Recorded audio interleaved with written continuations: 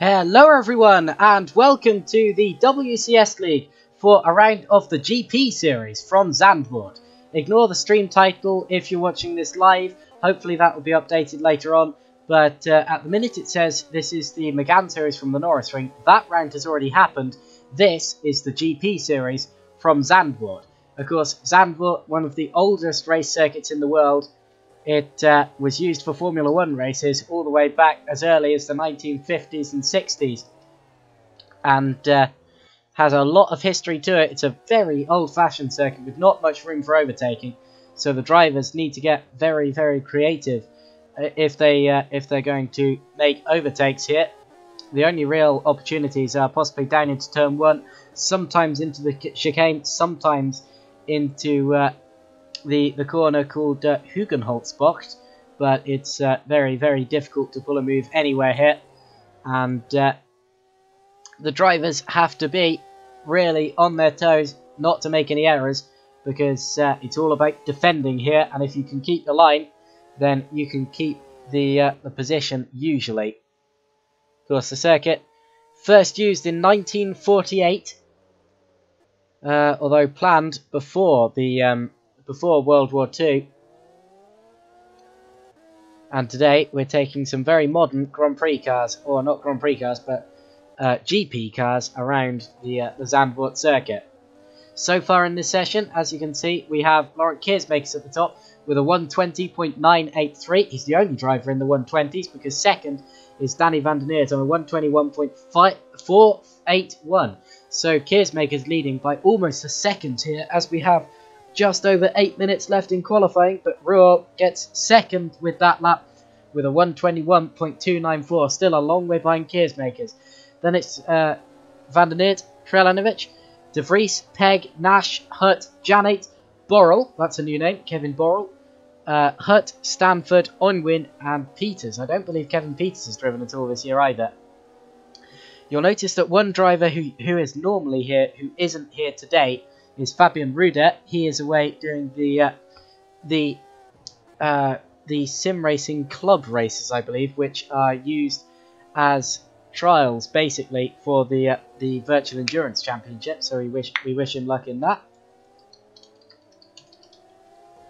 and hopefully he will be back for the next round. Although he says this for him is a series which he just sort of turns up and doesn't really think much about. But anyway, I've just noticed we haven't yet got I'm just going to look at the entry list. There are always a couple of names missing in the WCS League GP series, which is a shame, but we started the season with far more competitors. Hopefully we'll get more in sometime soon. They think that the addition of traction control is going to help that. Of course, before the drivers were complaining that the cars were pretty much uncontrollable, and now the drivers are allowed to use traction control on low. So hopefully that helps a bit. We've just got an update in the YouTube chat, so if you are in the YouTube chat, you can tell that I'm watching it. Feel free to leave comments. CM Tech Racing says, unfortunately there will not be any CM Tech Racing drivers tonight. We hope to be back for next round. So the two Hoeksters, unfortunately, will not be here for this race. But yeah, we hope to see you back for future rounds. Currently, the championship is being topped by Stefan Ruhl with 206 points, ahead of Danny van der Neert's 187. Both of those have lost points through drop scores. And then third in the championship, despite missing 2 rounds, is actually Matthew Williams, who I don't see here yet. Fourth, Laurent Keersmakers, currently top of the order, and then it's Antonio Krelanovic in 5th position. It was Matthew Williams who I noticed was missing earlier, and that's a shame because he's really contending for the top positions in the championship and actually got a streak of 6 podiums in a row before breaking that with 4th place in race 2 at the Nürburgring. Still not a bad result at all, and Williams building up a lot of points in this championship, but not quite here yet today. Following them in the championship is Jonathan Holmes, who has not been with this series since Suzuka. And then it's Gerrit de Vries, Jacob Pegg, Sven de Vries, who hasn't done many rounds, and also Wopke Hoekstra, who also haven't done many rounds of this championship, and then various other drivers. Those were the top 10 in this series. So the main driver who is missing today there would be Matthew Williams. And now I'm going to switch my attention to the last few minutes of qualifying and the live timing in particular. I'm just getting that up now, and then we can concentrate on the last few minutes of this, well, it was originally a 15-minute qualifying session before the first of the 2 races. So just getting up the timing screen now, clicking on all of the wrong things.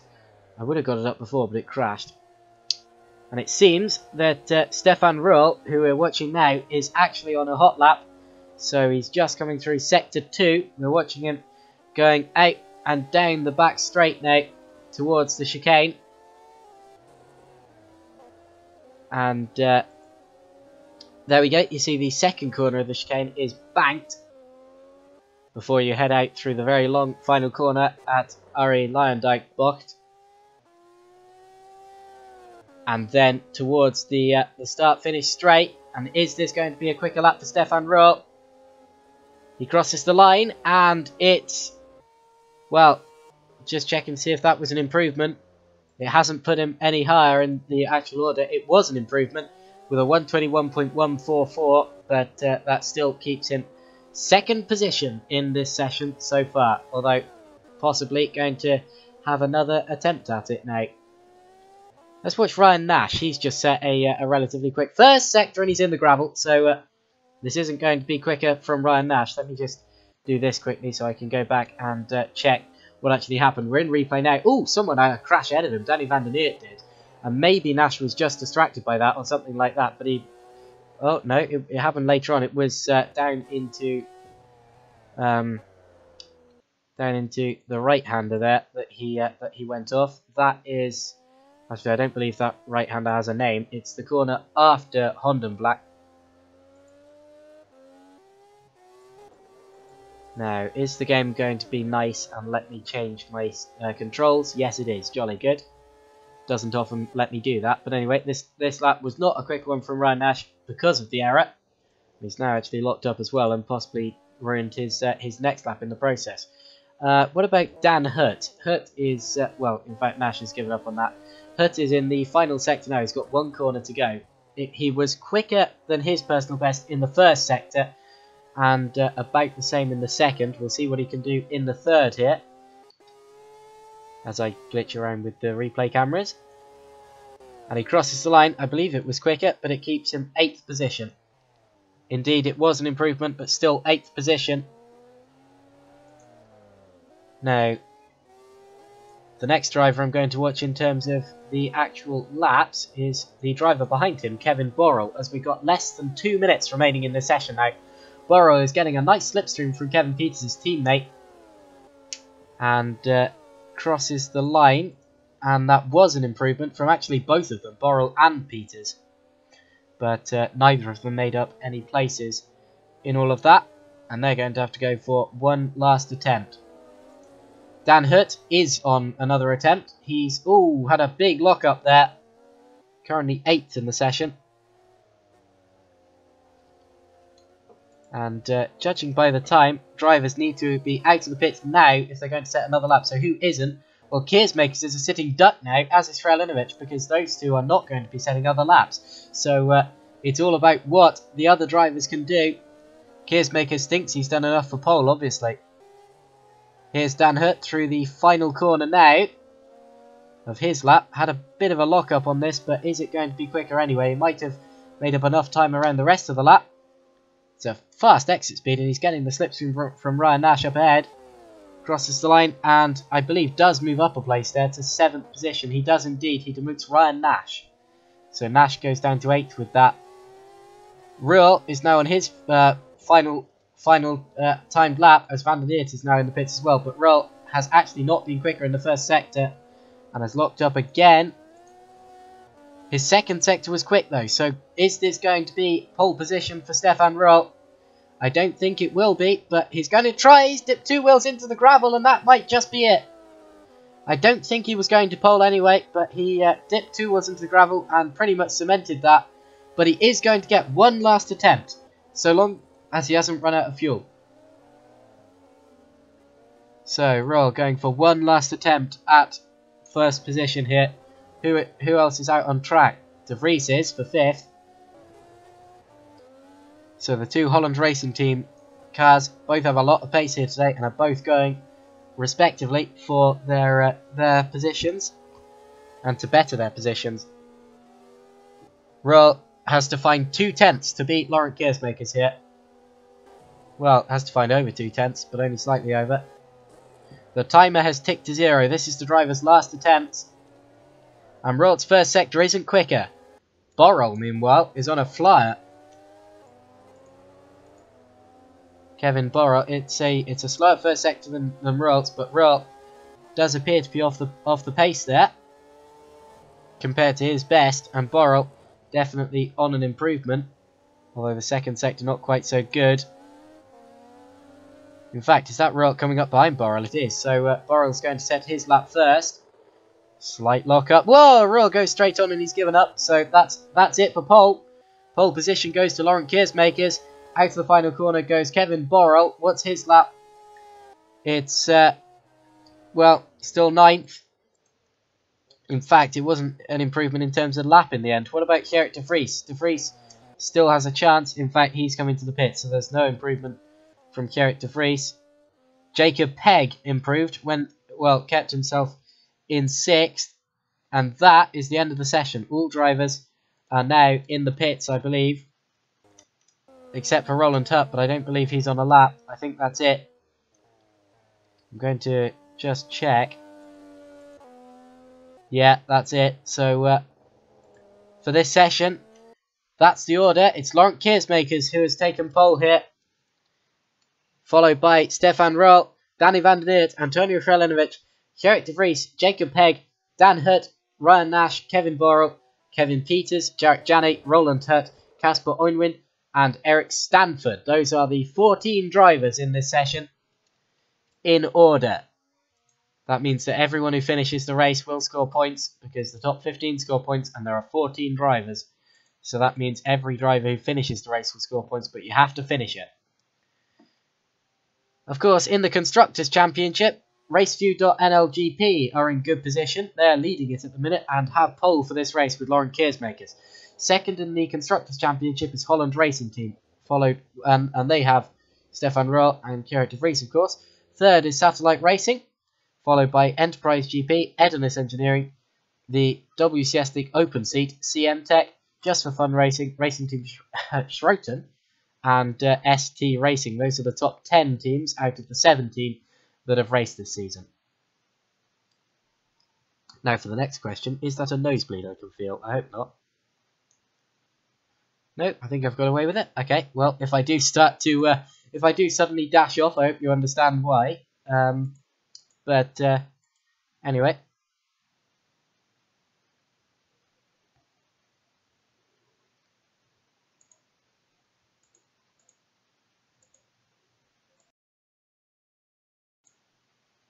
So that was the end of the qualifying session.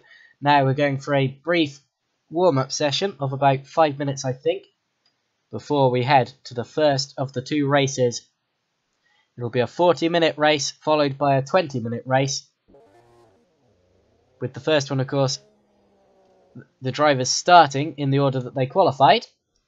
And then for the second race, they're going to be, well, the top 10 drivers are going to be reversed. So the top 10 drivers from the grid of the first race are going to be reversed to make up the grid for the second race.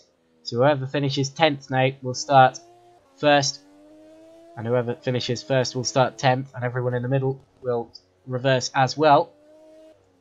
But for the first race, we're starting in qualifying order. So Danny van der Neert, who we're riding on board with now, would start third. Yes, third.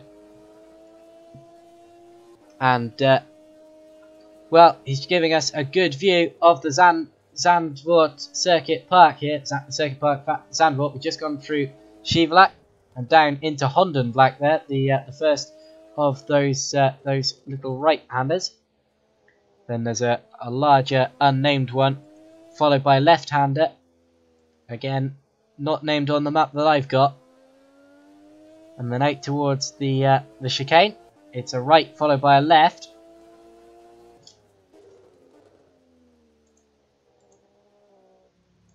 And as you can see, the left is banked. Talking of banked, here are the final two corners. The final one, which is here, is known as Arie Luijendijk bocht, after the famous racing driver Arie Luijendijk. Dutch racing driver, of course, who went on to do great things in America with the IndyCar series. Down into turn 1, that's Tarzan bocht. And then up the hill towards Gerlach bocht, which we just went through.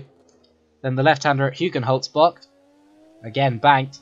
And up the hill towards Ron Slotemacher bocht, which is the right-hander we're about to see over the crest of the hill now. There it is.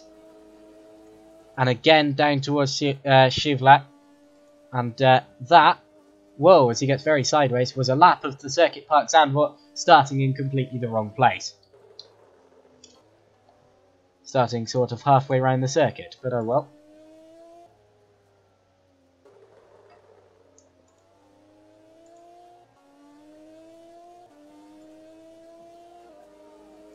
There are other drivers on track now, as you can hear. Kevin Borrell just up the road. This session doesn't really matter much. It's not impactful in any way on the actual order of the start of the race. Really, it's just an opportunity for the drivers to feel how their cars are going to feel at the start of the race and how the circuit feels. And really, it's no big disaster if a driver doesn't string a lap together in this session. You see just how turn 1 cuts away from you on the inside there, how it slopes away from you. Let's go up through the order and ride on board with Kevin Peters now. It's very easy to just lock a tyre into either this corner here or down into turn 1, or anywhere on the track in fact, as Ryan Nash is going in a bit of a weird direction. And into the pits now comes Kevin Peters. So I need to find a new ride. Ryan Nash. We have just under 7 minutes left until the start of the first race. So just sit back and enjoy the ride around the Circuit Park Zandvoort, which has just come to an end with Ryan Nash. So we're now on board with Dan Hutt in the number 10, just for fun racing car. He was racing yesterday in the Formula Challenge, the GPVWC Academy series, and did better than I did, I should point out. I think finished about 15th. I was 18th. Out of 33 drivers, so not really that bad. Top half of the grid for Dan Hutt. I wasn't quite there. Oh, big lock-up. He's in the gravel. So, won't like the fact that I caught that on the broadcast. Dan Hutt, one of the youngest drivers on the grid, of course. Still about my age, I'd say. Although I don't know it entirely.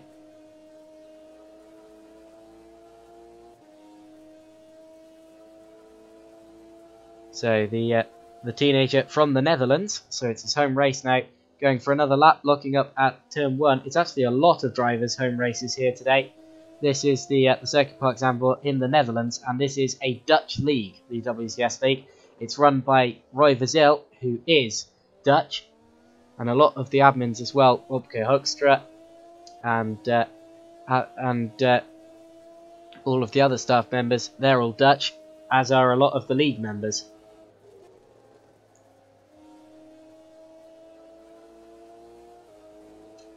Looking through the order now, we have Dutch drivers in Keersmakers, Van der Neert, Hutt, I believe De Vries. Whoa, big hit there for Dan Hut. I don't know about Borrell, but it sounds like it could be Dutch. And then you also have Roland Hut, Casper Onwin. Yeah, and Casper Onwin there. And everyone I didn't mention could still be Dutch, but but I'm not entirely sure with some of them. I'm being a bit careful with that, just in case I say the wrong thing.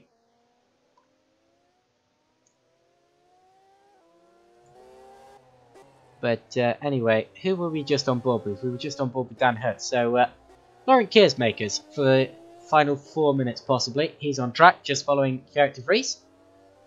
And Ryan Nash I see up the road as well. So, of course, these two cars here are fighting for the Constructors' Championship. Or not Constructors, but Teams' Championship. Of course, they all have the same constructor, as the cars are equal. But Gerrit de Vries is racing for Holland Racing Team, and Laurent Keersmakers for Raceview NL, or Raceview.nl GP. Raceview has the slight advantage here, and Keersmakers, well, actually, de Vries got out of the way of Keersmakers there.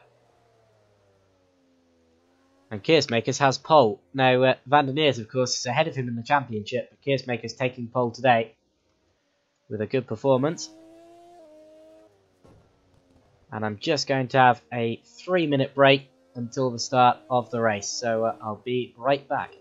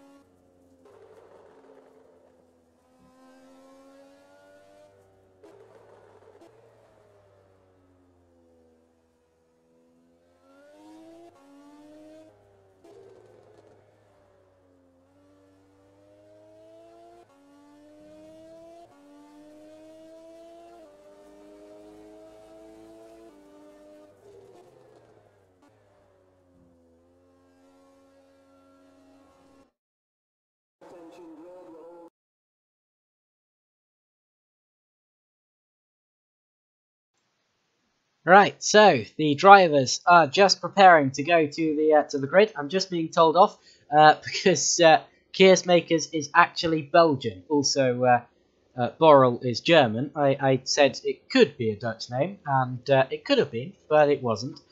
Keers Makers is Belgian, so apologies about that. I said it was Dutch. So even though I was being careful and leaving out the drivers I wasn't sure about, I still got it wrong.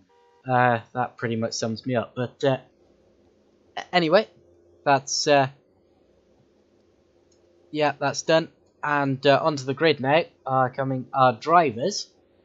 We have 20 seconds until the start of the formation lap, so I should hope they're all getting out onto the grid. And then, of course, we can start this race. I can still see a couple more people waiting in the pits. Who have we got left? There's one space empty. Oh, it's Kevin Borrell. Yeah, just about made it out on time, and away we go on this formation lap. And at the front of the field, on pole position, it's Laurent Keersmakers, followed by Stefan Rol, Danny van der Neert, Antonio Frelanovic, Gerrit de Vries, Jacob Pegg, Dan Hutt, Ryan Nash, Kevin Borrell, Kevin Peters, so two Kevins there in actually two sister cars. Now what team's that? That's Razor GP. Now that's one I haven't seen yet, or not in a while. Have they been on the grid before this year? I'm just checking. Yeah, they have, with Kai Engelsiep and Peter Kraus and Bastian Peisler, but not for a while. Jarek Janate is in 11th, followed by Roland Hutt, Casper Oingwin, and Eric Stanford lining up the field. And Lauren Keersmakers is going to lead us around on this formation lap. It's a surprisingly fast formation lap, actually. Normally you don't take that much curb on a formation lap, but anyway, Keersmakers obviously wants to keep his tyres in temperature by going faster than a normal formation lap speed, and that's absolutely fine. The leader dictates the pace.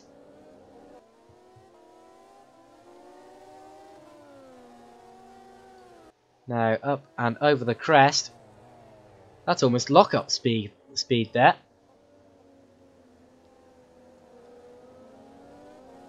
And towards the final corner, Keersmakers obviously ready to get this race going.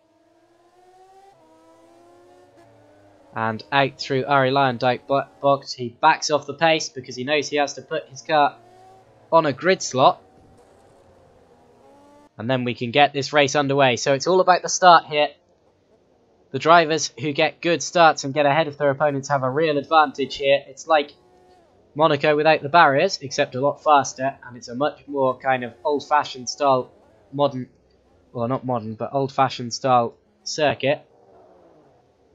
Even though the Monaco Grand Prix is technically older, it's on a street, and that very much changes the nature of it. Into their grid places they go. Let's watch the lights up the front of the screen. On board with Laurent Keersmakers.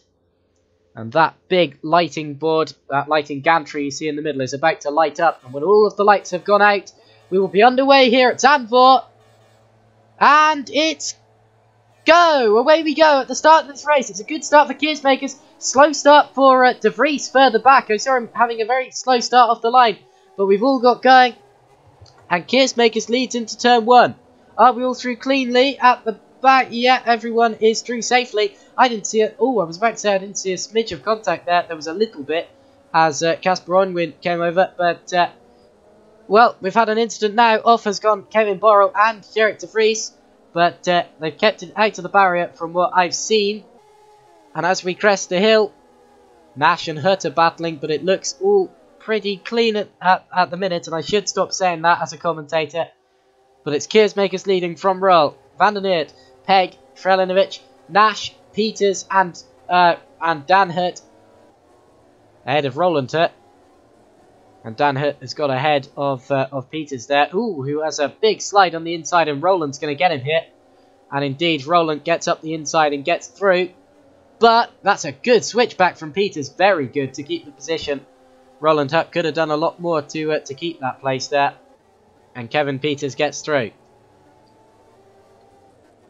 Stanford and Janate very nearly went side by side down into the chicane there. In fact, Janate's got his line wrong, so Eric might have an attack on the exit.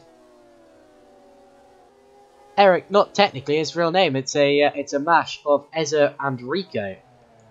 but chooses to be known as Eric when he races, which is fine. 14 drivers on this grid, and we're all through the first lap safely. That was a very good start. Over the crest, and what's the gap? It's 0.4 of a second between Keersmakers and Royal.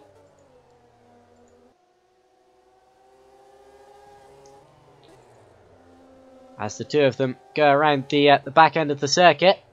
So it's still very, very close up the front here, as it would be this early in the race.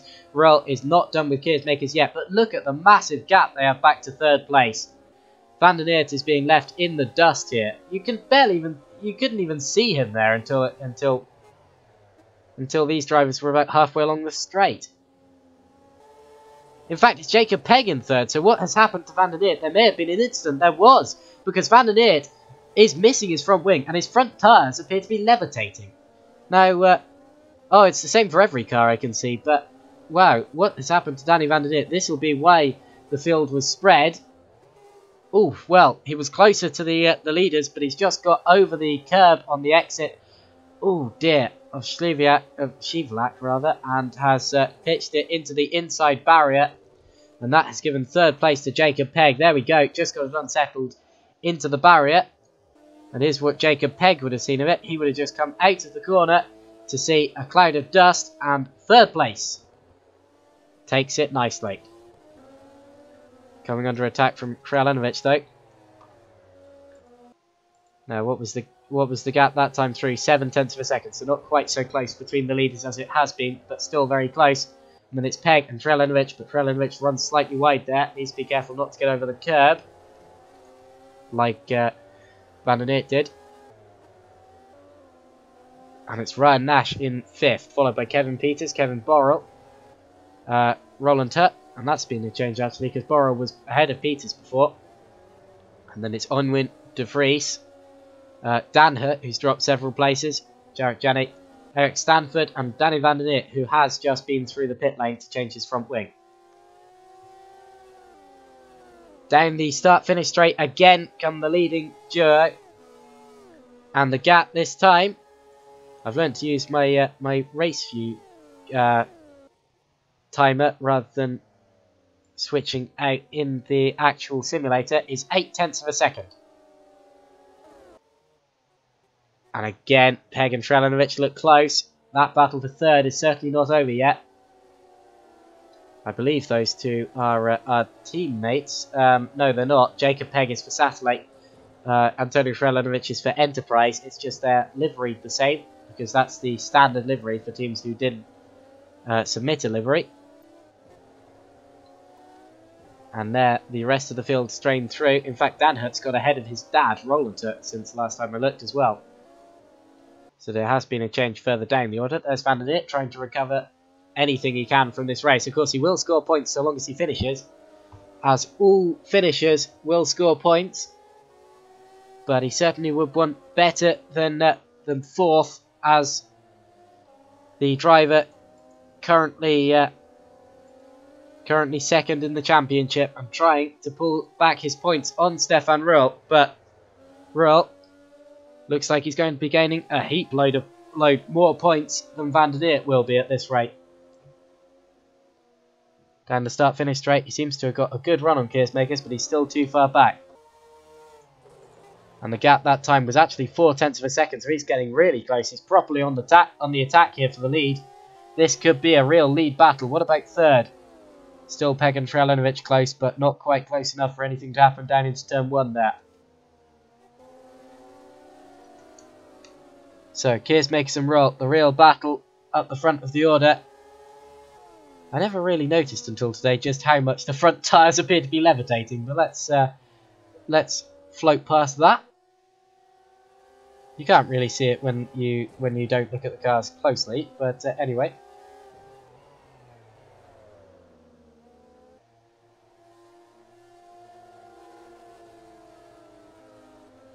So, out and towards the chicane we go another time.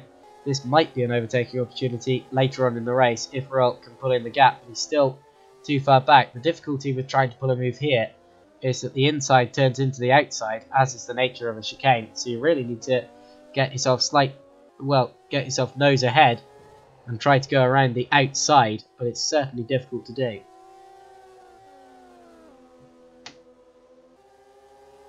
And now down the start-finish straight again. The gap is 0.6 of a second, coming out slightly. Oh, big slide from Roll. Runs out wide a little bit. And still Pegg and Frelinovic are close, going down towards turn 1. And Frelinovic might actually attempt it. He dives to the inside, and it looks like Pegg has left the door open, and Frelinovic has gone through into 3rd position. That's a good move there. Yeah, Frelinovic gets it, and gets up into the final podium paying position. Let's have a look at that. Just leaves his braking late, goes up the inside, locks up the front right, but it's fine. He runs it wide, and there's nowhere that Pegg can go. That's 3rd place to Frelinovic. This is what Pegg saw of it. Look in the mirrors. Well, Pegg probably could have covered that, but anyway, loses 3rd place. And through has gone Frelinovic. Actually switches down into gear 1 there, does Pegg.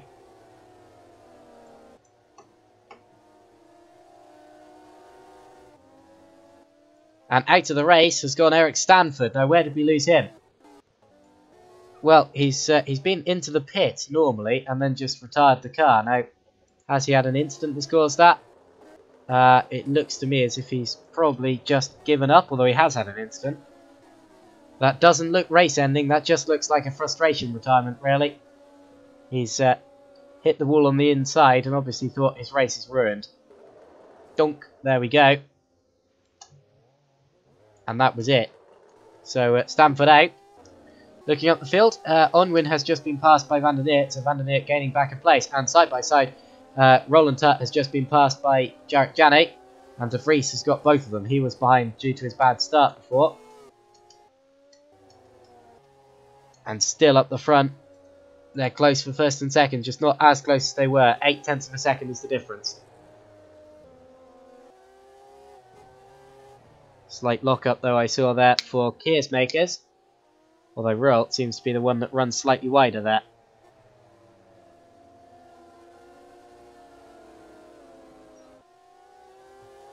Now, down the back straight we go. Although, not really much of a slipstreaming opportunity. It's very difficult to follow the car ahead of you on this track.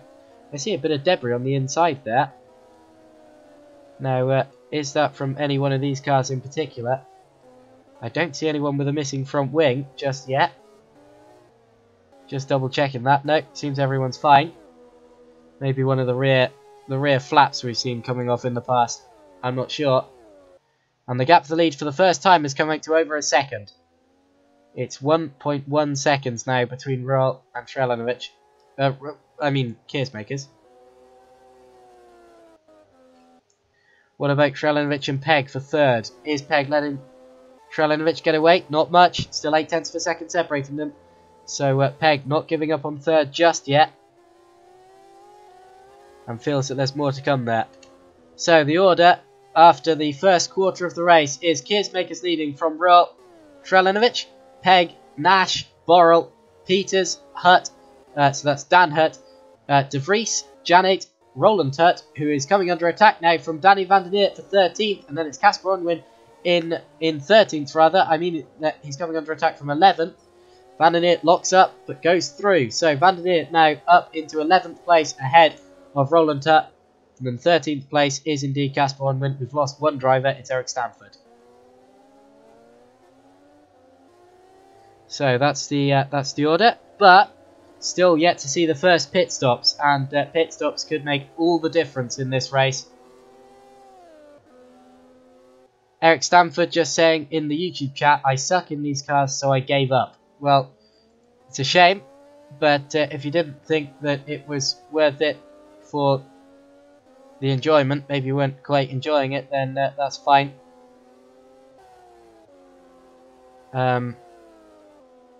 Yeah, Eric Stanford out of this race. And our first retirement.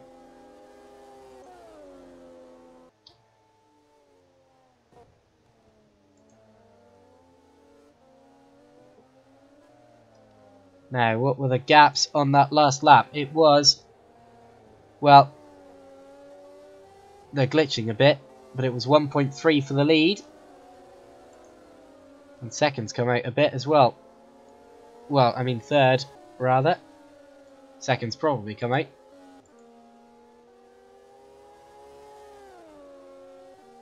One battle that is going on is a move I just saw on the timing screen. Whoa, as Gerrit de Vries runs wide and off.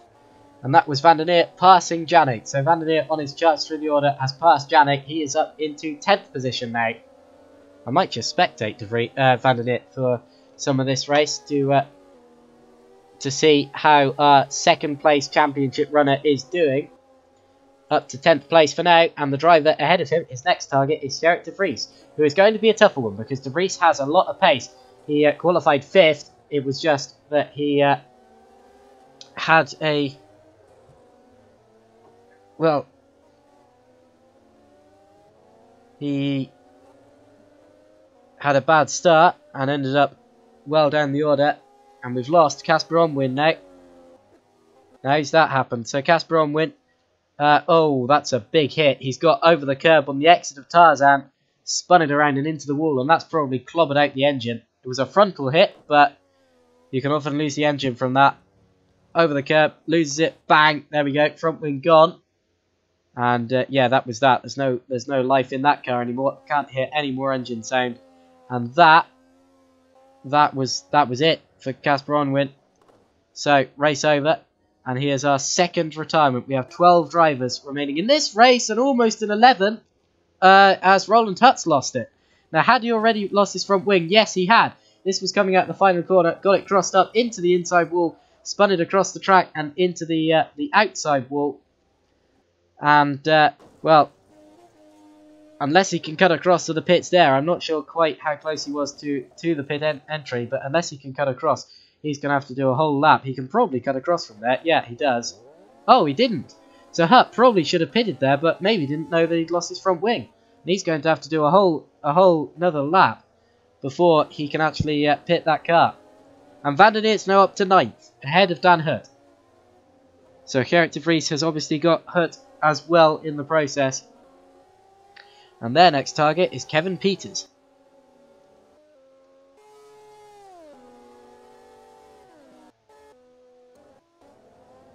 So we're approaching the pit stop stages now. I wouldn't be surprised to see our first proper stopper coming in very shortly. It'll probably be in about 2 or 3 laps. So keep an eye out for that. Oh, we've actually got a driver in the pits already. Now, is that through damage? Nope, that looks like a legitimate stop from Kevin Peters. So Peters, tactically maybe, going in about a lap earlier than I was expecting the first stopper. And he's going to come out down the order, but not last because Roland Tutt has to pit without his front wing, of course.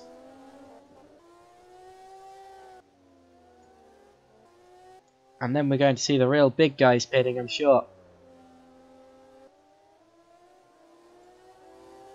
So, just looking down the order, Kevin Peters has emerged from the pit lane. Still in 11th place, and into the pits now goes Roland Hutt without his front wing. Danny van der Neert is now in 7th, ahead of Gerrit de Vries. So there's been a move there, and van der Neert is up into 7th. So van der Neert on the charge, back through the order. Although, of course, with Kevin Peters pitting earlier, it's hard to tell who's ahead out of those. As Peters was ahead of van der Neert, he might still be ahead afterwards as well. We'll have to see.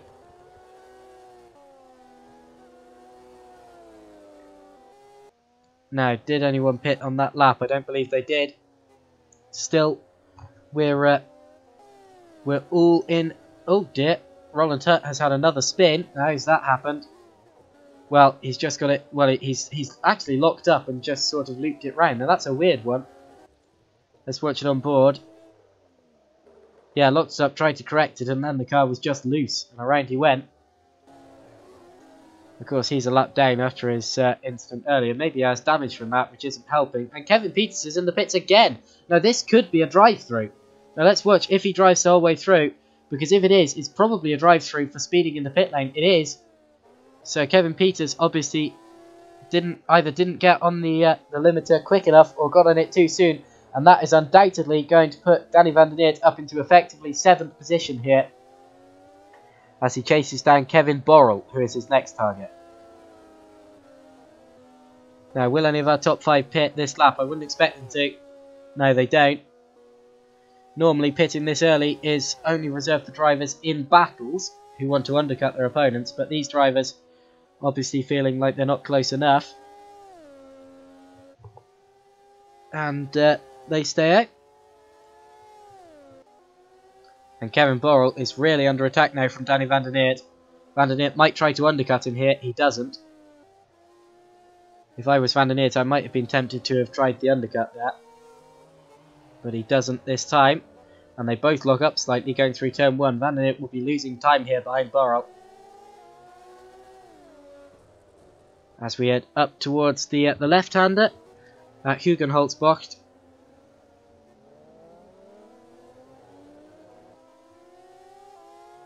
And then up the hill again. And Van der Neert's going to have to wait a little while for an opportunity at an overtake, unless he can force Borrell into a mistake. And Borrell's made the mistake. Van der Neert put his nose right where it wasn't wanted, but Borrell keeps the place due to the fast nature of the Sluvelat corner. And he's actually put himself on the inside there. Now that was interesting. That was not a place that you normally expect an overtake to happen into the Hondenvlak. But he's made it stick. So Van der Neert up into 6th out of Kevin Borrell. A very, very opportunistic piece of driving. And a very good overtake as well, I should say. Now, will any of those guys pit? Because both of those locked up down into turn 1 on that lap. Maybe they'll decide to pit this lap. We'll have to see. Through the final corner they go now. The RE line dive blocked. And they stay out.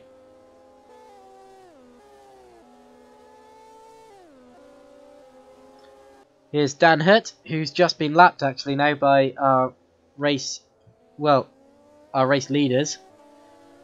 He is in 9th position. And the leaders, Keersmakers and Royal, have got past him without any issue there. That's good to see.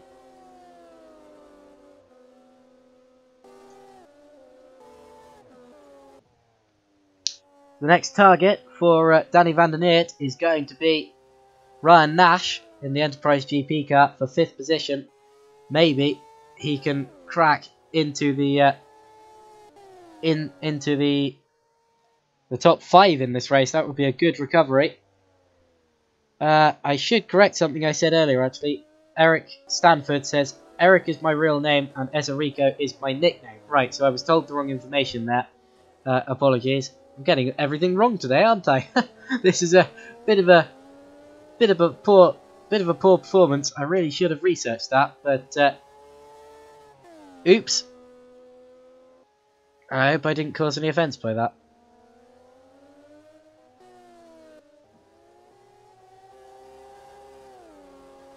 Now, a couple of drivers in the pits. Whoa! Oh, Jacob Pegg's off. Now, he's got very sideways. Has he lost his front wing? In the barrier there. I don't believe he did, but he was very lucky to get away with that. Just locked it up. Did a roll and tap, but at a much faster speed and just clobbered the wall as Hrelenovic pitted. So Hrelenovic, that was why he was behind him. And he's just come out right in front of Danny van der Neer. Also pitting was Ryan Nash and Gerrit de Vries. So we're seeing a couple of stoppers at the front of the order now. And Keersmakers is in from the lead. So Keersmakers is in from the lead. And Royal comes in for 2nd. So the 2 leaders come in. And it's a race in the pit lane. So Royal stops slightly later than Keersmakers. I believe he dropped back on the final lap there. Actually quite considerably. I'm going to look back there because I believe there was a mistake. Oh, unless it was just getting past the backmarker traffic that split them.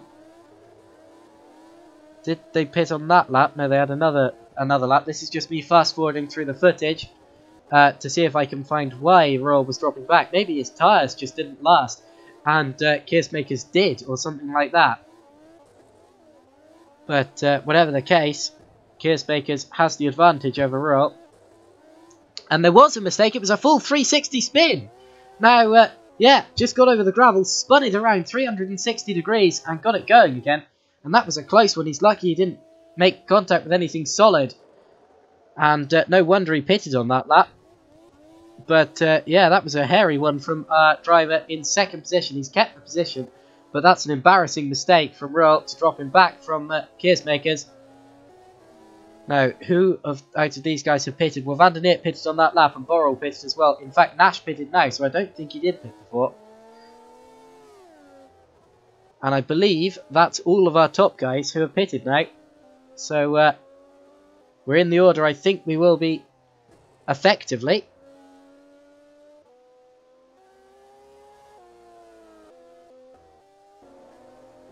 Let me just double check that. Well, I'm sure all of these guys have pitted. I don't know about Dan Hurt or Jarek Janate, but I presume he pitted. Ryan Nash did just pit. Kevin Peters pitted twice due to a penalty, I believe.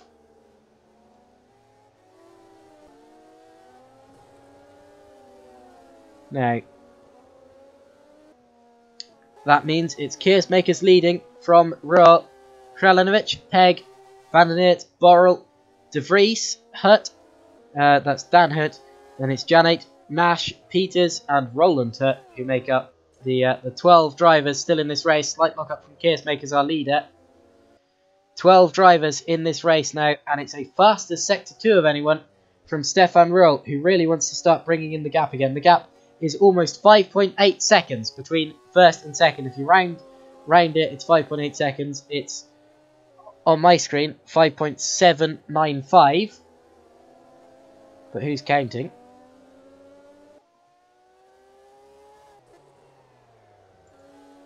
And I believe... Oh no, that was just the camera doing something weird. I thought Roll was having to pit again. Borrell and De Vries are right together on track for 6th now.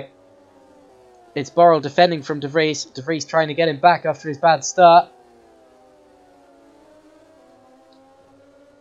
So, up the hill, De Vries chasing Borrell.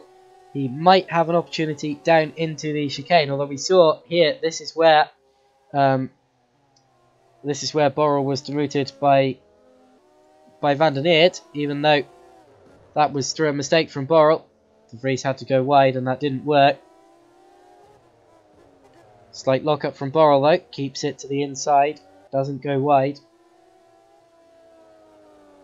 Although can't afford to lock up much more, otherwise those tyres are going to feel awful.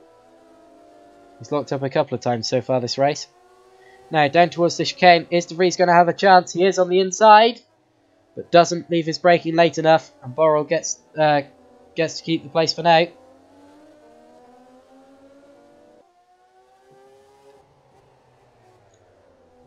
Towards Arie Luyendyk box. If De Vries gets a good run out of this corner, he'll possibly have an attack down into turn 1. Turn 1 probably the best overtaking opportunity on the track, although still not great. And they both run slightly wide on entry there. That looks just like their lines really. But De Vries not able to get close enough to Borrell to be any sort of a nuisance just yet. Well, he will be a nuisance being behind him there, but no actual attack was attempted because he simply wasn't close enough, although it was less than half a second as they went through that checkpoint there, the start-finish line.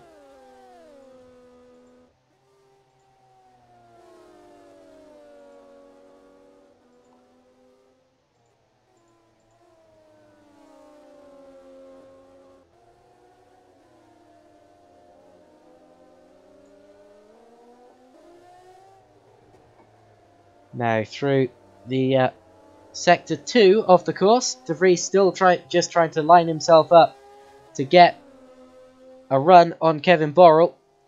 Oh, he's going for it. Now I don't think, oh dear, I don't think he actually wanted to go for that one. I think he was surprised by how early Borrell braked, and if I was De Vries here, I'd be waiting for Borrell because he absolutely just clattered into him, and Dan Hutz got between them. Now, De Vries possibly trying to risk his hand and let it go to the stewards, but let's watch that from on board them. De Vries possibly caught out by how late Borrell braked, and Borrell just didn't see him. or by how early Borrell brake. Although it didn't look surprisingly early, it just looked like De Vries was later. Yeah, and Borrell just gets spun, and they both end up in the gravel. It was very reminiscent of Schumacher and Hill at Silverstone in 1994 when Johnny Herbert went on to win his first race. And a big shame that it had to end up like that. But anyway, as they let Laurent Keersmakers through, they're all still running. And is there suspension damage for either of them? Well, Borrell seems fine. And De Vries probably also seems fine there. If I can stop hiccuping. Just looking down the order, we've lost Ryan Nash. Now, where did he go off?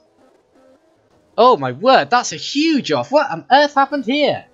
Well, he's got it sideways, coming through the top end of the corner, and he's just kind of it's dug in, and that's gone over the wall. That is massive, absolutely humongous, and he's ended up a long way from the circuit. He'd have to pay to get in there. 1, 2, 3, 4, 5, 6. Oh, does that count? Yeah, just 6, 7, 8, 9, I think, 10, 11, 12, 13 times upside down. That was ridiculous from Ryan Nash. And to be honest, he's going to be feeling rather dizzy after all of that. Wow, what a ride. What a ride that was. It was very weird. It was a proper grit roll there. The car just sort of dug in on the gravel, in fact, and it was already upside down by the time it reached the grass. So, Ryan Nash types, well, that was interesting. Well, yeah, certainly interesting was the word to describe it. He then says, race ruined by bugs, lol. Well, I wasn't laughing at it. He's written lol there. But, yeah, it certainly didn't appear to be a laggy or a buggy accident, even though it was a huge one. But maybe the rest of his race was plagued by bugs, and that's, well, that's computer bugs, or software bugs rather than actual bugs. But, yeah, still a big shame. Oh, as Borrell dips 2 wheels into the gravel. That's not the ideal line through that corner, and Roll gets past Hut. That's, of course, he's a lap ahead already. And actually, this might give Borrell the run on Hut, because Hut had to slow himself down there. And Borrell might have a little look down into turn 1, but he looks a little bit too far back. And he was indeed, and he locks up. Now, what's the order after this? 3/4 of the race is up. And it's Keersmakers leading from Rowe, from Trelanovic, from Peg. Peg actually just ahead of Van der Neert there, so 4th place certainly not over. And then it's De Vries, Hurt, so Dan Hurt, Borrell, Janet, Peters, who is off. And then it's Roland Hurt, and that's the lot. Now, how did Peters go off there? That appears to be lag. Yeah, that's big lag. And I suppose when everything came together, he found himself off the road. So that doesn't look like his fault there. And it's a good job no one else got involved. So Peg still ahead of Van der Neert, but he might not be for much longer as Van der Neert tries to crack the top 4 in his charge for the championship. He goes to the outside, locks up.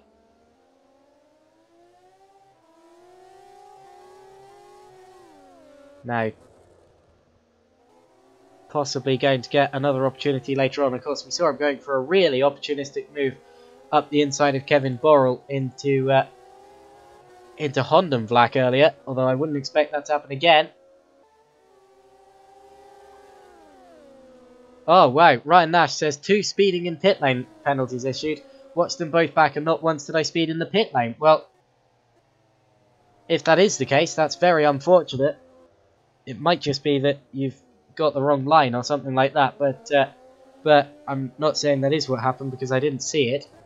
He says, I also binned it going into the pit lane, which is interesting and a shame. And in fact, I was looking away, and now that I've looked up, Peg and Van der Neert are side by side, and Van der Neert's going to the inside of the chicane, and wide went Peg, and through went Van der Neert. So Van der Neert up into 4th position now. And his next target, although a long way up the road, is Antonio Srelinovic. That looks too far up the road, I'd say. He'd need Srelinovic to have a proper incident there if Van der Neer is going to get through and crack the podium. But could he do it? Should he do it? That'd be amazing.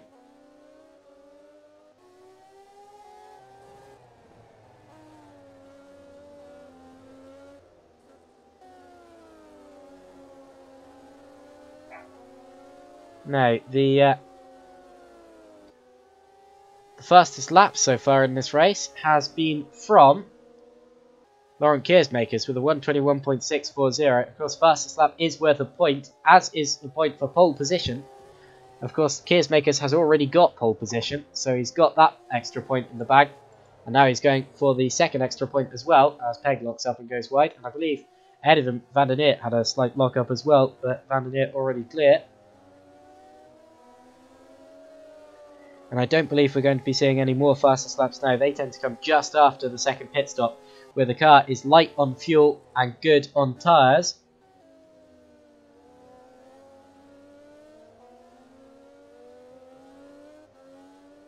Of course, the fuel lightens up as the race goes on, but the tyres get worse. And by the end of the race, you can't really get close to the laps you were setting just after your pit stop.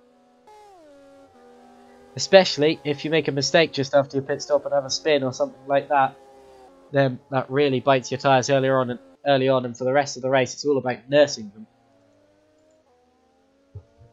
Now that really isn't something that drivers like doing, but sometimes it happens. Now, out of our 10 drivers remaining in this race, it's Keersmakers still leading it. Srelinovic locks up. Srelinovic just about to lap Kevin Borrell. And 3 goes on the inside. That's all nicely sorted.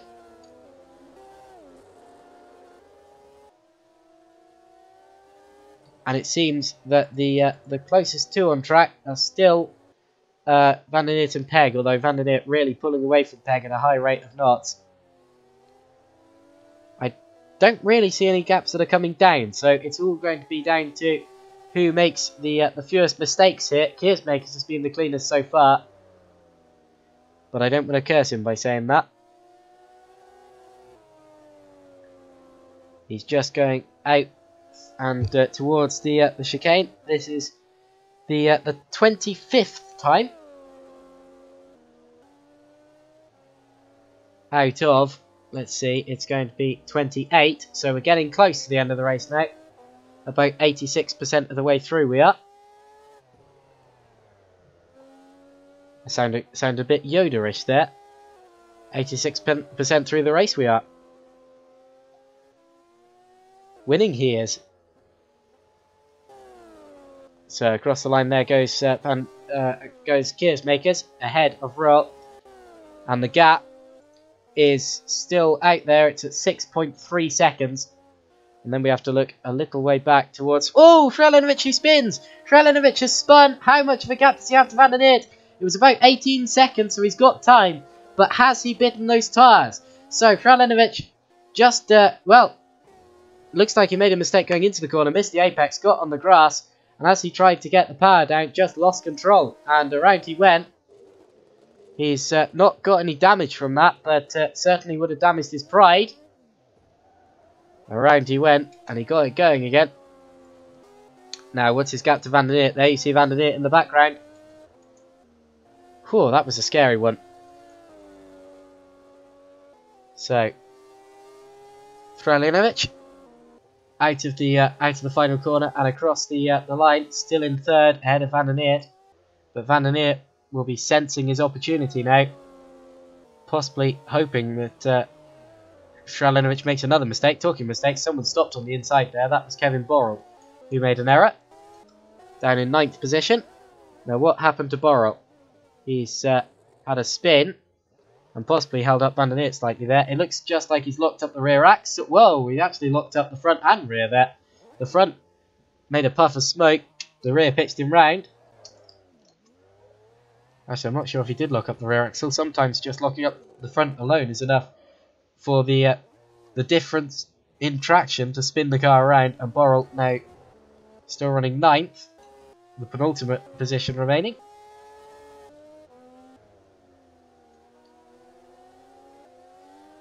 Here's Jacob Pegg still running a good race. Of course, he was running 3rd initially, but then, of course, when Van der Neer and Krelinovic came back after their bad starts, they both managed to demote him.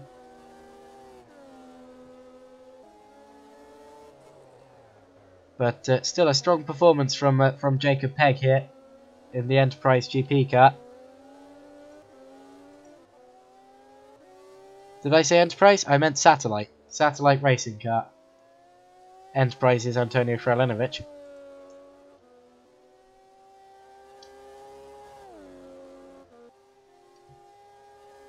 So he's still running a good 5th position. Here's Gerrit de Vries. Gerrit, of course, also a cameraman for the GPVWC broadcast sometimes, running in 6th position in this race. Just looking at the YouTube chat, Kevin Peters says, same with me with speeding in the pit lane. Yeah, we saw the extra stop. Think the lane isn't right at the point. Well, yeah, it might well be a bug with the track then. Yeah, it's a shame, but it might well be. Now I'm going to switch back to the leader because Keersmakers is on his final lap of this race, and he's leading by a significant margin. A significant margin of 6.7 seconds. And so long as there are no more mistakes, he's got this in the bag. It's been a dominant performance from Keersmakers. Of course, he was hassled hard by Royal at the start before Royal made his mistake. But Lauren Keersmakers is leading this race on the final lap. 4% of it to go. Well, less than 4% of the lap. Through the chicane. There's the banked left-hander.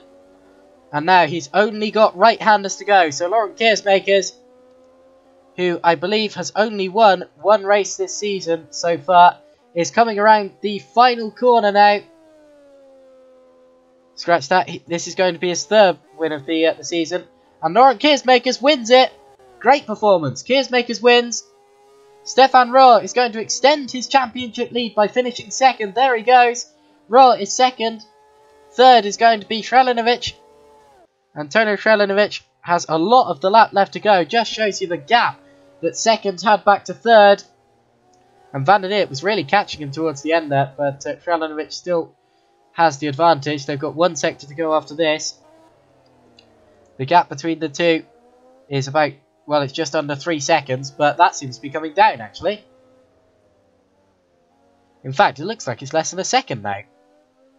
But I don't think Van der Neer's got it in time. It's too little too late for a podium. Unless Krelinovic makes a mistake.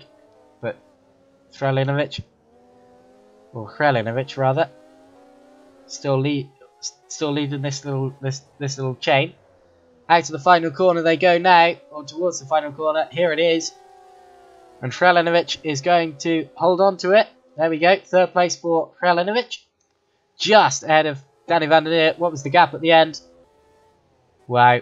Well, look at that. Less than 0.2 of a second. Extremely close. And 5th, and the only other car on the lead lap, is going to be Jacob Pegg. There he is. And Pegg finishes 5th. We're still waiting for Kevin Borrell to be the last finisher. In 9th, he is 2 laps down, I think. No, just 1.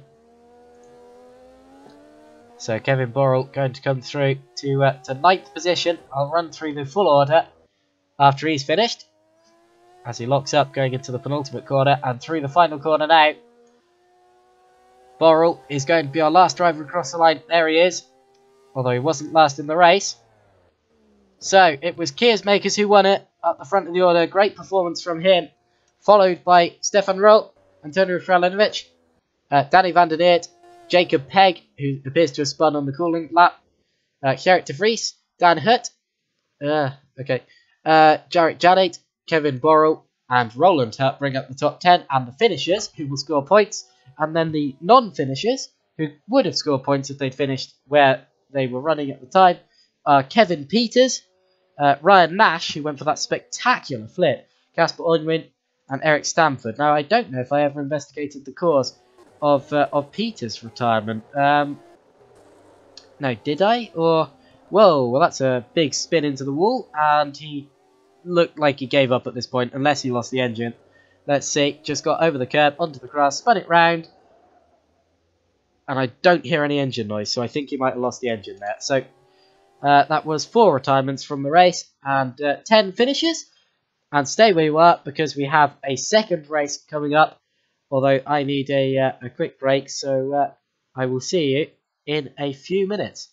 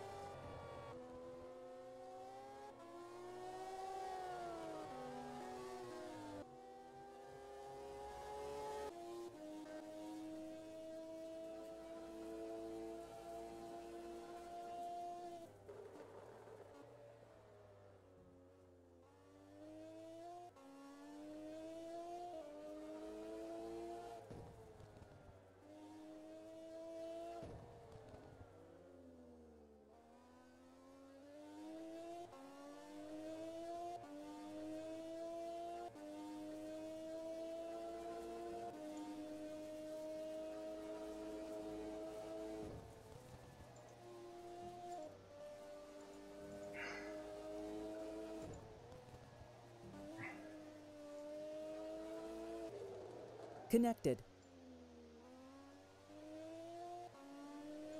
Channel switched. Welcome back.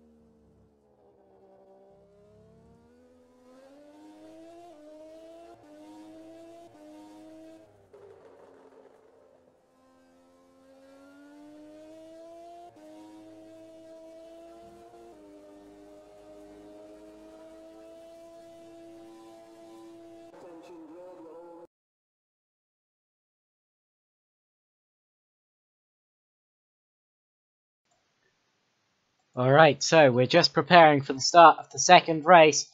It's a reverse grid race, so actually we've only got 11 people here. We've had a couple of people leave. Eric Stanford is one, Kevin Peters is another. I think they're both reporting FPS drops. I certainly heard from Kevin Peters. He says in the YouTube chat, got FPS drops since the X11, so can't drive. Well, that's a big shame. We hope you get that bug sorted. Ryan Nash also saying he's been having bugs, of course. He says with the pit stops, but there is no pit stop here, so Nash is still in the server. I'm just trying to work out who the other person that's missing is. It's certainly not anyone in the top 10, seeing as Gearsmakers is still here. Must have been another one of our retirements. It must have been. Who else retired from that race? Nash is the only retirement who is still here. Well, one of them was Stanford. Who was the other? I'm just trying to work this all out. We did, of course, have a server disconnection just now, so maybe some people just didn't bother to make it back in again. But,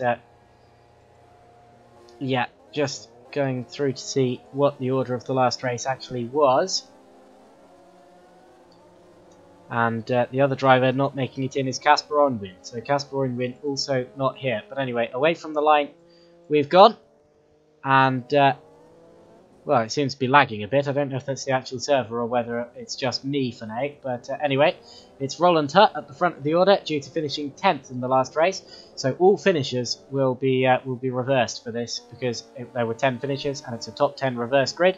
Kevin Borrell is second. What is happening with this footage? It's really, really laggy today, and I don't know why that is. That might just be me somehow.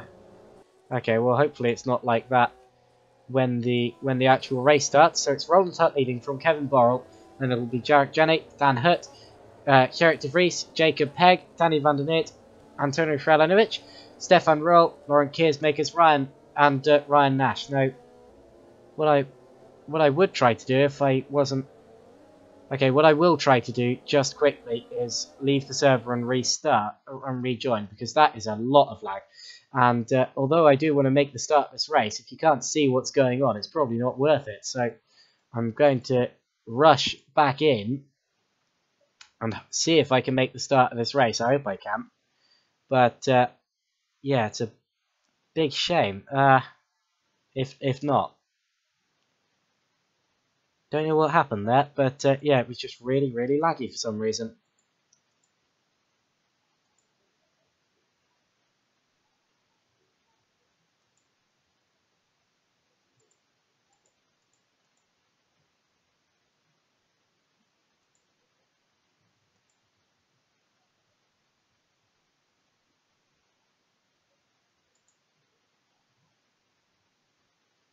So Kevin Peters says it's the same problem I got. Now that wasn't what I got in race 1, so I'm a bit baffled by that. But obviously in race 2, my game just not obliging. Now the race would probably have already started by now. I really do apologise that I've missed the start, but hopefully when I get it up, you'll actually be able to see what's going on. So here we go. You can probably see me loading it up and everything, but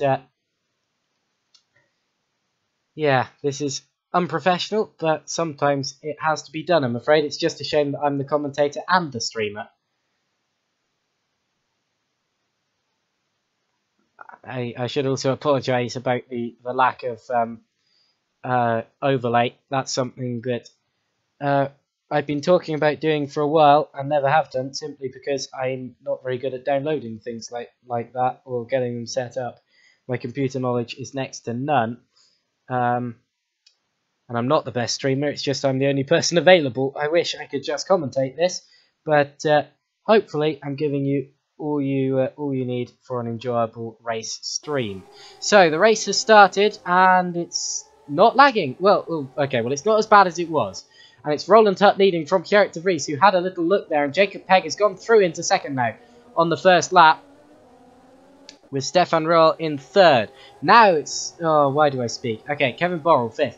Then it's Lauren Keersmakers, Antonio Frelanovic, Danny van der Neert, Dan Hutt, and Ryan Nash, and then Jarek Janik. But it's Roland Hutt still leading after this first lap. He's led from the start. A good start from Roland Hutt, obviously, even though I didn't see it. It's Jacob Pegg in second, and he might well go for the lead on this next lap. Ruhl is already up to third, and that's good to see. A good start from Stefan Ruhl. Just behind him, Gerrit de Vries. So the two Holland racing cars right at it, and I believe de Vries actually gave the place to Ruhl, so to give Ruhl a chance at attacking Jacob Pegg. But Pegg still with the advantage for now, even though he's running slightly wide there. And Ruhl possibly has the inside. He does. That's opportunistic, but he gets through.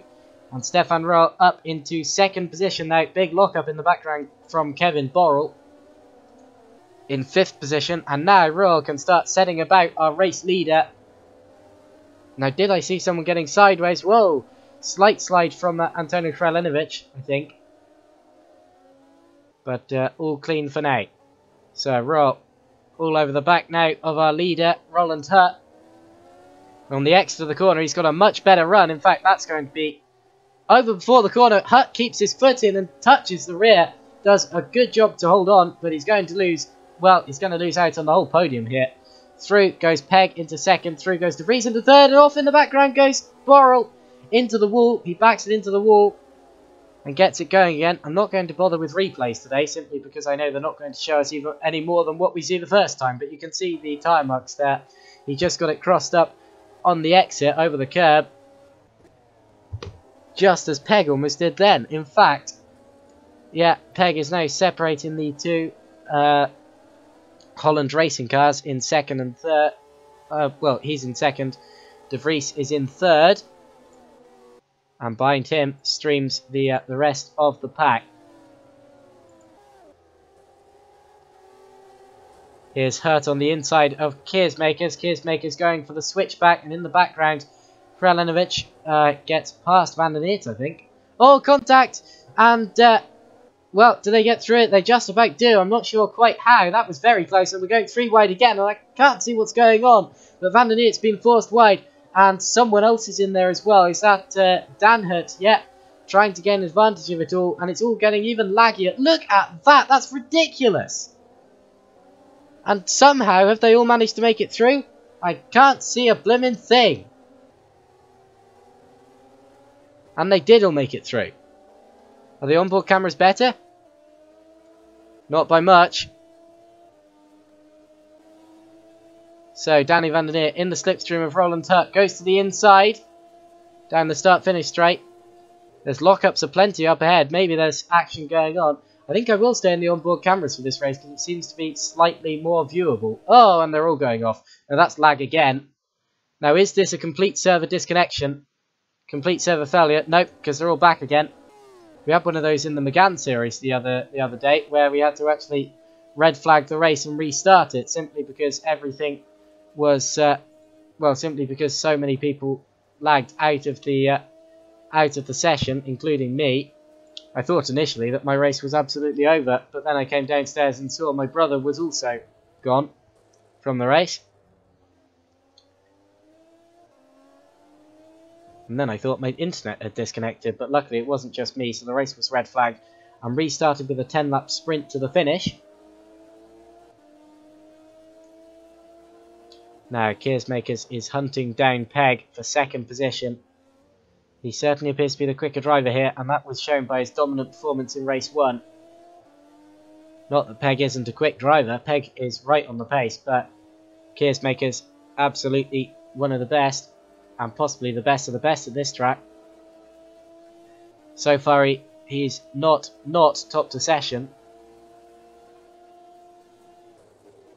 Pegg goes defensive, but will he run slightly wide on the exit? He does.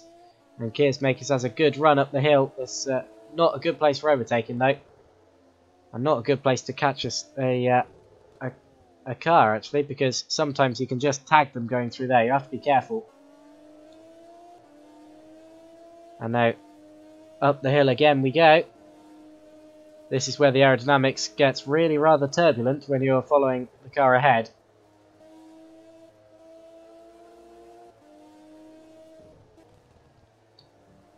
Now looking back through the field, does everyone still have their front wing? It all looks fine, jolly good.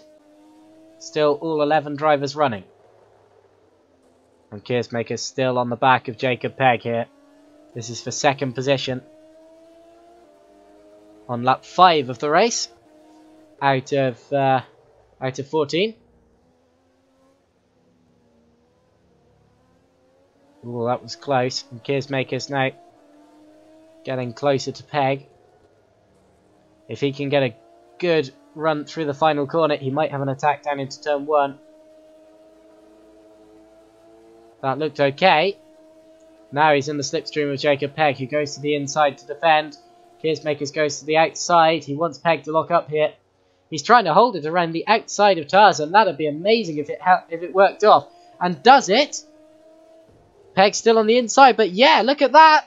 And that's a great move from Keersmakers. He gets it turned in, and Keersmakers goes up to second. Fantastic move there. Absolutely brilliant to get ahead of Jacob Pegg. And Danny van der Neert's right with him. Look at this. So let's watch Jacob Pegg's mirrors and front region. Van der Neert taking a look. Possibly going to go to the inside. No.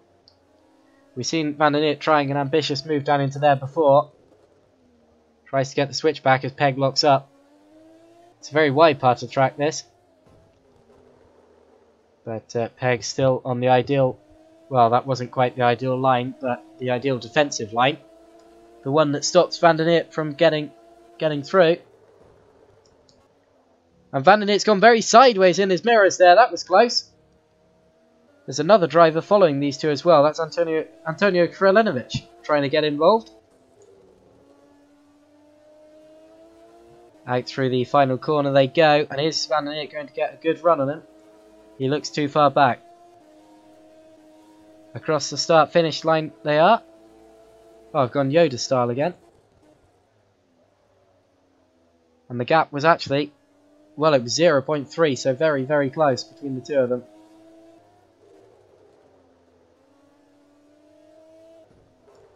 So, Van der Neert now on the attack. They've lost sight almost of Laurent Keersmakers up ahead. It's been a great race from Keersmakers so far. And now Van der Neert takes a look to the inside. That was a close one. And, hops it over the curb. Tries to put off Pegg. Takes a look to the inside. Pegg's still defending. And defending well for this third position. Oh, and a spin. That's Kralinovic. Now, I believe the server... Oh, why did I say anything? I was going to say I believe the server stopped lagging. So I could have a look at the replay properly. But, of course, it hasn't. And... well, what happened there to it was Antonio Kralinovic. He actually had a look at getting past Van der Neert, but he'd locked up the rear axle before he'd even got to him, and just spun it around. And he's lost a place now to Gerrit de Vries, who's gone up into 4th. So what's happened to Van der Neert? Now Van der Neert, he's had some sort of incident because he's down into 6th. Now where's that happened? It's at the chicane. Oh, there's been big contact. Pegg slid it sideways. And come back across. Whoa! Huge flight from Danny van der Neert, who goes over and around and into the barrier. And who's that bit of bodywork from? That's Van der Neert's rear pod. We've seen that coming off before. But let's have a look at this. On board Danny van der Neert's car. Just gets flicked up in the air. That's ridiculous. I wish I could see that in a non-laggy replay. But Van der Neert, now missing some rear downforce, is down into 6th position. And what a flight that was. Still, flight of the weekend goes to Ryan Nash so far. The non-coveted title.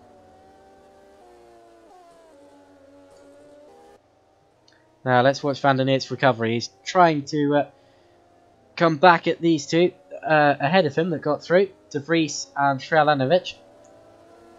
Of course, he's not unused to recoveries this race weekend, after coming from the back after an incident that incidentally was his fault in race 1, and now in race 2, judge it how you will.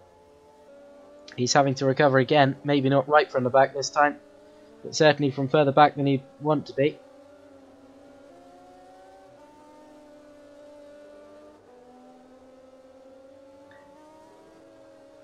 So Van der Neer through the, or towards the final corner. He gets a little bit sideways.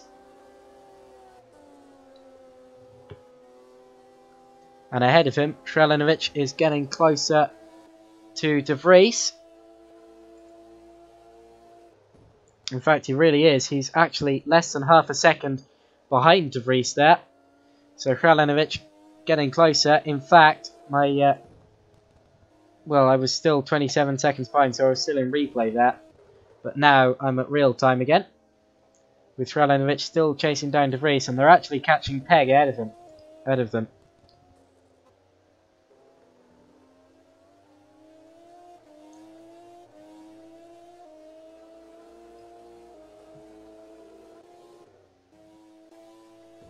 Now, the order in this race, it's Stefan Ruhl leading from Lauren Keersmakers in second, Jacob Peg in third, Gerrit de Vries in fourth, and then it's Antonio Kralinovic in fifth. Danny van der Neert is sixth on his recovery. Then it's Hut, so Dan Hut, Janet, our pole sitter Roland Hut, and Ryan Nash, and we've lost Kevin Borrell. Now, when did that happen? That was early on. Oh, he had another flight, did he? Oh, wow, he's actually had a flip. That was earlier on, got it over the curb. That's very much like Van der Neert's incident in the first race. And he's flipped the car over and has retired from the race. That was a large one. Here's what it would have looked like. Well, it would have looked slightly less laggy from him, but anyway.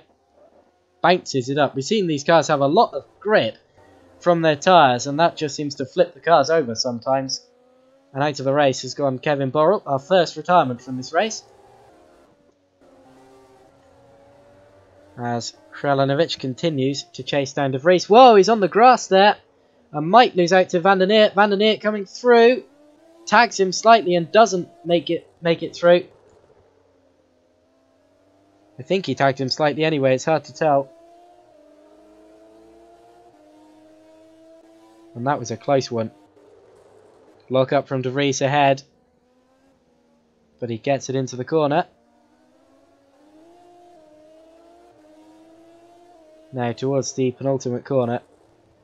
And Kralinovic is thinking about lining up De Vries, but he seems to be too far back this time. Maybe next lap. They've got 4 more to go, I think. I'm going to risk taking my finger off the fast forward button to check the YouTube comments for a second.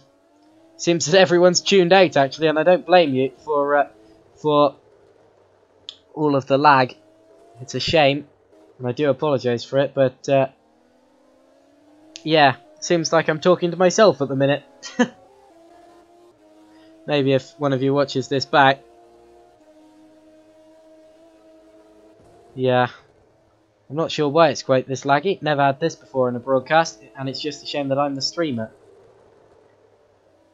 But anyway, I'm going to keep being professional and carry on. But yeah, Kralinovic still just behind Gerrit de Vries, and Van der Neert's just behind him.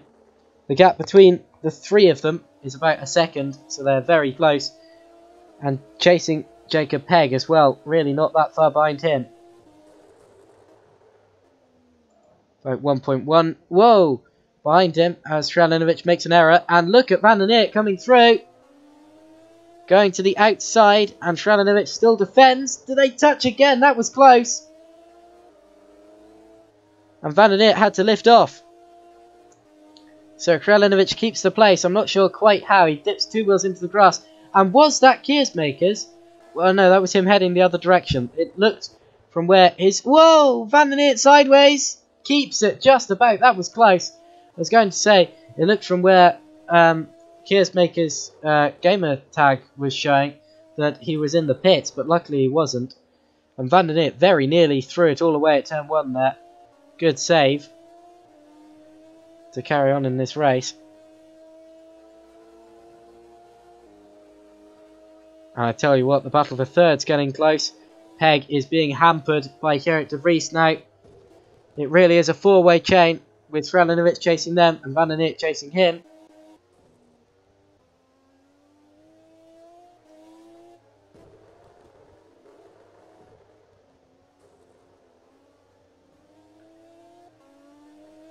And now there will be 2 more laps in the race after this one. 2 more laps rather, not 2 more apps. De Vries gets close to the curb. There we go.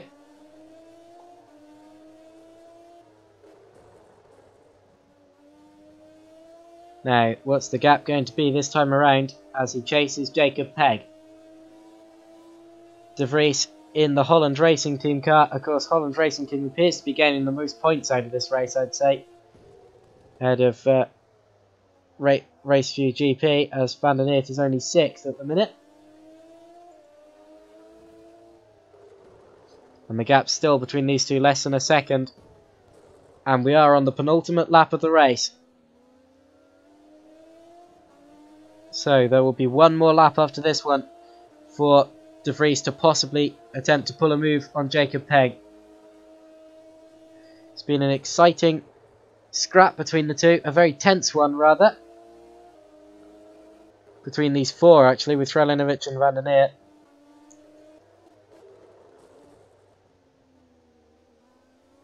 And now, towards the final sector of the penultimate lap we go.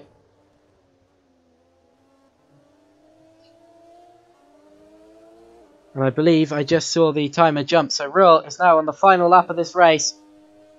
There's really not much opportunity left for drivers to do anything. And De Vries has made a mistake. Through the gravel he goes. He comes back on behind Frelinovic. So Frelinovic is now the attacking driver. He goes up into 4th position. And through as well. Where's Van der Neert? Van der Neert's out. Now where have we lost our 2nd place driver in the championship? He's lost it all by himself. He's got over the gravel. And has he lost the engine there? Yeah, that looks like he's just lost the engine and all of that. He's clobbered the wall. And that's it. So Van der Neert losing a lot of points in this race to his championship rival Stefan Ruhl, who is about to enter the final sector of the lap. Absolute drama here as Danny Van der Neert loses out a lot of points in the championship today. He was behind in race 1. He's going to be a long way behind in race 2 as Ruhl is heading to win the race. He's got 2 more corners to go, and Stefan Ruhl has the championship firmly in his sights now. Final corner, and Stefan Ruhl, although he doesn't claim the championship yet, gets another step closer to it. Stefan Ruhl wins race 2 here at Zandvoort. A very laggy race, and I'm not sure how it was for the drivers. Laurent Keersmakers is going to be 2nd. There he is. He won race 1. And altogether, Ruhl and Keersmakers will score the base same number of points. Although Keersmakers scores a point for, or 2 extra points for pole and fastest lap in race 1. I'm just checking who scored fastest lap in race 2. It was Ruhl. So Ruhl will get that point. Pegg is 3rd. He holds on to it. Good result from Pegg. Frelinovic is 4th. Then it's De Vries. Dan Hut is off. So Hut is going for 6th, but he's off. He's going to keep it, though, ahead of Janet. Let's just have a look at what happened to Dan Hut on this final lap of the race. He had a lock-up and just went straight on, really, into the gravel. There he went. But kept it all together and continued to finish in 6th position. There he was. 7th was Jarek Janet. 8th is going to be Roland Hut, our pole sitter for this race. And he's got 2 more corners to go. Did anyone finish a lap down? No, because we had 3 retirements after those. And those were Danny Van der Neert, Ryan Nash and Kevin Borrell. So Roland Hut, our last finisher. Last but not least, there he goes across the line in 8th position. And after quite a hectic race 2, a big one in terms of the championship, Stefan Ruhl is the winner. Now, we have to wait for the drivers to come in for interviews, but don't go anywhere because that will be starting very, very soon.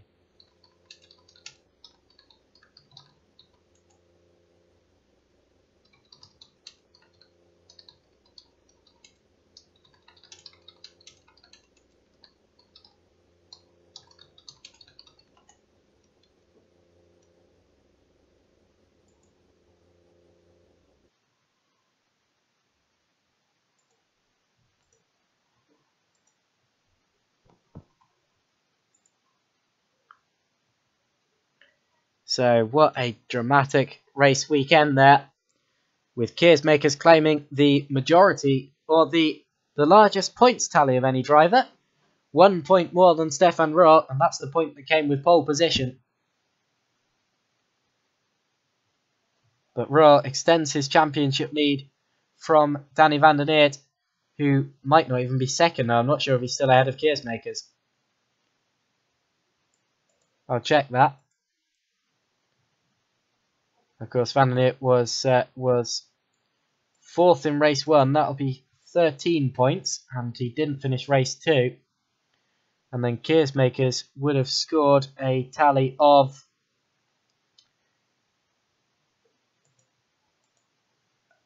it'll be 29. So he took 16 points. This is just my quick math. I almost said quick master.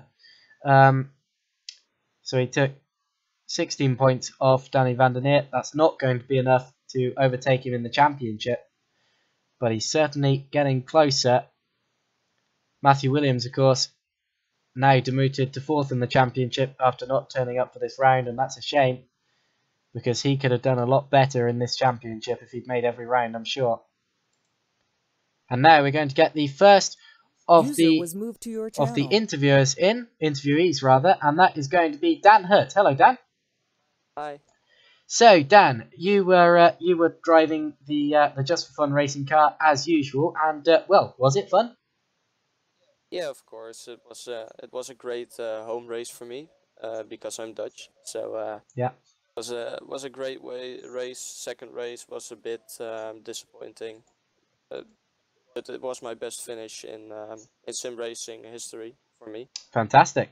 Still, it was a bit disappointing. I could have ended higher up the list, but at the beginning I was involved at the crash. So yeah.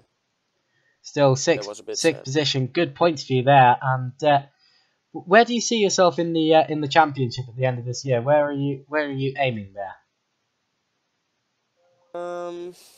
I'm hoping, of course, in a top 15 position. That should be nice for me, because the last time I believe I was 18th at the Megané. Last season I only drove the Megané, but hopefully top 15 should be nice. Well, you were in P13 coming into this round, and of course with a lot of drivers not making it into the last couple of rounds, you're well on target for that. I'd say set your sights higher there. In race 2, there was a lot of lag on my end. Was it quite as laggy in the server today? The first race there was a little lag spike, but it wasn't that big, so that was fine. But the second race, everybody disappeared, as usually at the second race. Garrett tried to fix it by restarting the server, but it didn't work out, so yeah.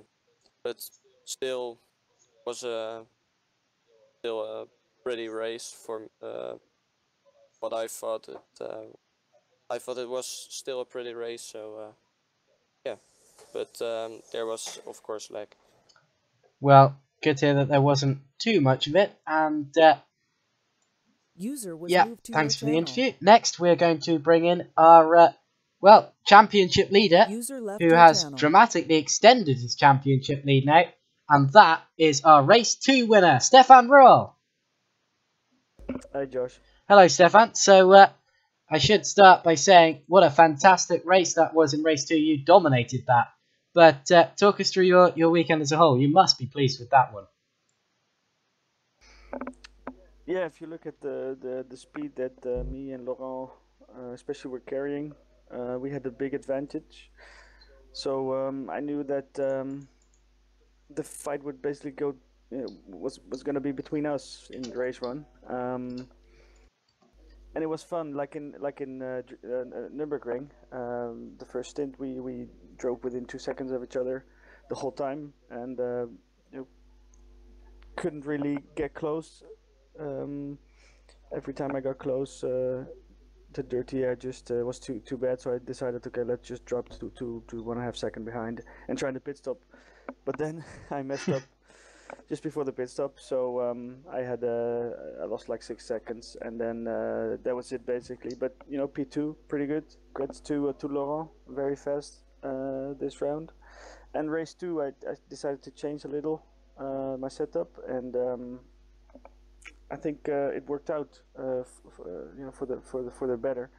And I had good pace, and I managed to avoid the pileup in turn 1, and then some neat overtakes, and pull a gap of I think about 10 seconds. So that's good. Changing your setup for race 2 sounds a bit risky, actually, seeing as you did so well in race 1. Do you normally do things like that? Well, I knew that I had to try something if I wanted to beat Laurent, because he was just so consistent and so fast. So I needed to try some changes, and I actually peeked at his setup a little because we're working together, tried some stuff, and kind of worked out. It's interesting that you see Laurent as the main rival there. I mean, of course, he certainly appeared to be the quickest driver here, especially in qualifying. But do you think he's properly become stronger and improved as the season has progressed? And are you still cautious of Danny van der Neer, despite the fact he had a bad day of racing today? Yeah, Danny always, apart from this race, he always delivers on race day. It's always tough for him to practice because he does a lot of leagues, but then come race day, he's always there. He's always fast, so he's always a threat. If you look at Laurent, he retired from sim racing a while ago, and he just came back this year. So I knew that he was gonna have some startup problems. Get that race rhythm going, where you're in a safe place where you don't make that many mistakes again. And then he would get the results because he's a really fast guy. He's very knowledgeable. He knows a lot about the physics, about making setups, and he's just very fast. So I knew, he was gonna be a threat for the second half of the season, and he is. So there's no gifts here, and he's gonna fight me to it for the rest of the season. Well, great to hear from you after that fantastic double podium here today, and hopefully you can keep that momentum up for the rest of the season. Thanks, Joshua. Okay, so that was our race 2 winner, Stefan Rowe, and I believe that is going to be the end of the broadcast today. So thanks to everyone for joining in and for putting up with the lag issues in race 2. If you did, big shame about those, and I did actually miss the start of the race. Although apparently there was a bit of carnage there, so maybe for some people best you didn't see that.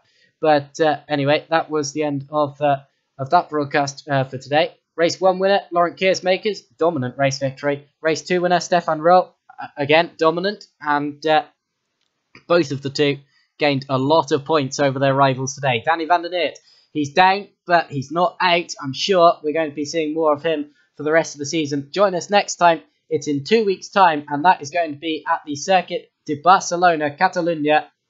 Although, even before that, of course, is the Megané series from Imola. That is on Monday at the same time. So join us then for some more cracking racing. That's going to be with the touring cars, of course, which are always a lot of fun. And I'm going to be racing, so you have someone to go and support. I'm joking, but anyway. As I keep saying, that's the end of that one, and I will see you next time, whenever that will be. See you then.